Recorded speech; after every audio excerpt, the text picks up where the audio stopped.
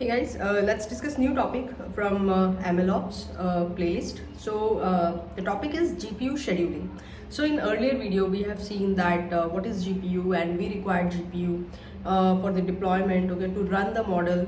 And so GPU scheduling means to schedule the GPU, okay, to the containers. So your models are running into a containers, okay, and then which you will have multiple containers, you will have multiple models, let's say, okay, and those containers are running inside a node, okay. Node is, let's say, server, okay. So inside server you have multiple pods running and you have multiple servers like that.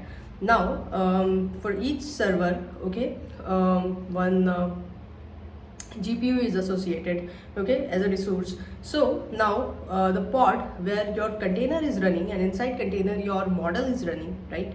So which pod should assign to which node, okay? So that is what we will see here. That is the work of Kubernetes scheduler. And GPU scheduling means, let's say, see, GPUs are very expensive, okay, and so you need to schedule it properly, otherwise it will be very expensive for you, okay. So we will see all those things here, approx 6 GPU scheduling techniques we will see here, and then few jargons. So see, GPU scheduling means, okay, GPU scheduling means deciding which AI job or container gets access to which GPU resource. So this is very important in AI system because GPUs are expensive, limited, and shared by many workloads. Okay, for example, workloads. If you see the example of workloads, so workloads like LLM Inference, okay, we have seen what is inference model in earlier video, okay, and then model training, embeddings, and image generations. So all compete for the GPU. All these workloads require GPU. Okay, so why GPU scheduling is important? So without proper scheduling, GPU stay idle, right? Means you have not scheduled it well, so it will stay idle, and then it is expensive, so it will be very costly for you. And then some job starve, okay. So let's say you have 10 GPUs and 100 requests is coming, so then few requests have to wait, right? And then overload happens and expensive infrastructure wasted. So for example, you have 100 AI requests arrive, but only 10 GPUs are available, so need intelligent scheduling here, right? High level architecture if we talk about, so AI request will go to scheduler, and from there it will go to GPU queue, okay. It will wait there, and then available GPU nodes will serve it to available GPU nodes, and then run AI workload. After that, AI workload will run. Now GPU scheduling in Kubernetes, if you talk about, so Kubernetes uses scheduler, okay, scheduler to place pods on GPU nodes. So this is what I told you, scheduler will decide which pod will go to which node, and GPUs are associated to each node, right, as a resource. Now for example, let's say you have written, we have seen their deployment and then config and then secrets and different types of XML files, right? So there you will give, let's say you have given something like this: resource limit nvidia.com GPU and 1. What does it mean? That this container, okay, which will run in this pod, so that pod needs 1 GPU. So something like this you define. Kubernetes scheduled pods on node having free GPUs, right? So now scheduling flow, if you check, so pod request will come and then it will check GPU availability. If GPU is available, so find suitable nodes, okay, where this job will run, and then assign workloads after that. So types of GPU scheduling. So this is what I was talking about, 6 GPU scheduling types we will talk about here. So exclusive GPU allocation means for one job you are associating one, you are allocating 1 GPU. That's it, okay. So one workload gets entire GPU. For example, if you have LLM pod, so it will get full A100 GPU. We have seen different types of GPU, right? NVIDIA GPUs. So good for large model and heavy workloads. So if it is a large model, then just assign 1 GPU, okay, no issue. Now second one is shared GPU scheduling. So shared GPU means multiple workloads share same GPU. Let's say the model is smaller, right? So it doesn't make sense to waste one entire GPU, which is very costly. right, for that one. So smaller inference job, okay, you can take here, and then embeddings, lightweight models. So you can combine these multiple workloads, and then you can assign one GPU to them. So shared GPU scheduling, okay. Then third one is, but why shared GPU? So see, it will improve your utilization and cost efficiency, right? Because many workloads do not fully use GPUs.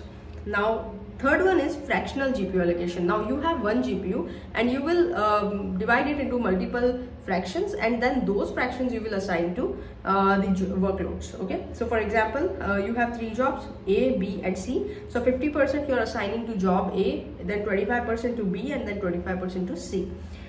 So like NVIDIA MIG, okay, this is the example, MIG. MIG is multi-instance GPU, okay, MIG. So this is the modern GPU support, and one GPU partition into smaller isolated GPUs there. So for example, let's say you have one A100 GPU, okay, and this is the name of GPU, okay. So it will divide it into 7 smaller GPU instances. Now very useful for multi-tenant AI systems, okay. Now priority scheduling. So fourth one is priority scheduling. So what is that? Important jobs get GPU first, as name suggests, right? So like for example, if you have real-time chat system, okay, so the priority will be higher for that. And then embeddings low, medium, and batch analytics low, because batch analytics you can do in night time also, okay, when there is not much traffic that time. So now fifth one is queue-based scheduling. So what is queue-based scheduling? If no GPU available, then request to wait in queue, okay. So you will just add one queue there, so it will wait, and once the GPU is available, we will assign that request to that GPU. So for example, job queue, then GPU become free, and then run next job. Sixth one is fair scheduling. So it will ensure that one user or team doesn't consume all GPUs, right? So everybody will get GPU, and so this will be the fair scheduling. So very important in enterprises. Now GPU scheduling for LLM inferences. Okay, so we'll see few jargons here now. So GPU scheduling for LLM inference. See, I told you what is LLM inference. You will have model, and each model will have some weights, which is the main thing, right? If you take out weight from model, then model is for no use, right? So we train model, and then we will have the weights in that model. So now you have model and it has some weights associated with it, but only this thing is not sufficient, right? You have requested to this model, okay, when request is coming, so in between you will have one layer, which is the inference layer, model inference layer, okay, which will serve the model. So the request will come, okay, it will get the GPU, that model inference layer will get the GPU, will load these weight into that GPU, and then it will process request and response, okay, on the basis of that. So that is the LLM inference, okay. So LLM inference workload needs low latency and high throughput, right? So inference, if it is sending me response faster, low latency, and high throughput, right? So that will be best ideal inference for me, correct? So scheduler optimize batching, okay, instead of sending one request every time, just batch request and then send it as a group. Now GPU memory and then token generation. So this is the work of inference, okay, we have already talked about in the earlier video. Now example, small prompts grouped together, correct? Now for better GPU utilization. Now second one is continuous batching.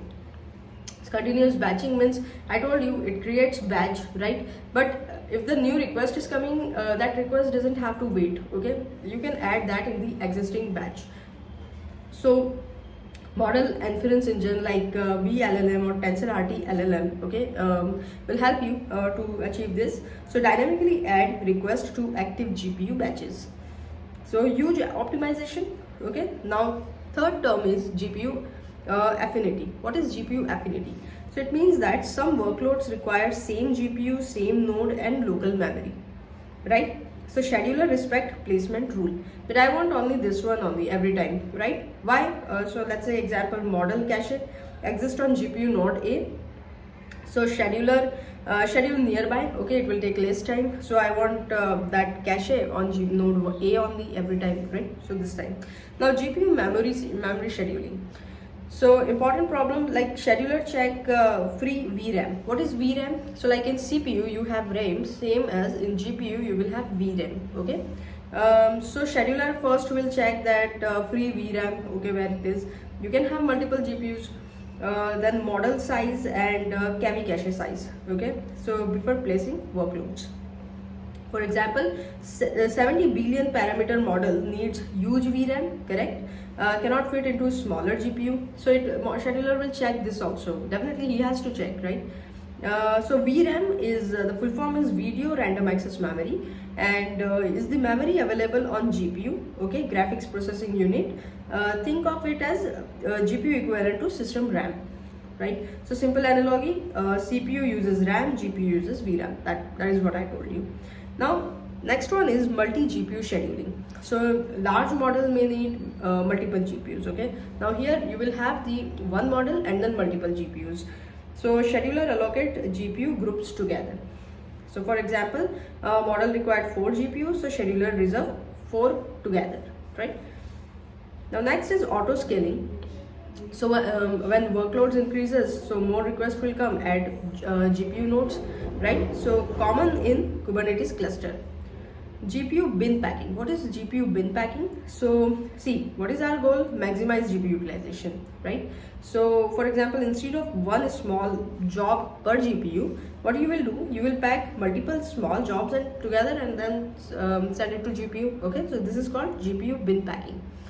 Now what will be the challenges here? See, if the problem is GPU starvation, okay, you are not having more GPU but more requests you are having, so just do the fair scheduling, right? Each job will get the fair amount of GPU timing. Idle GPU, so sharing or bin packing.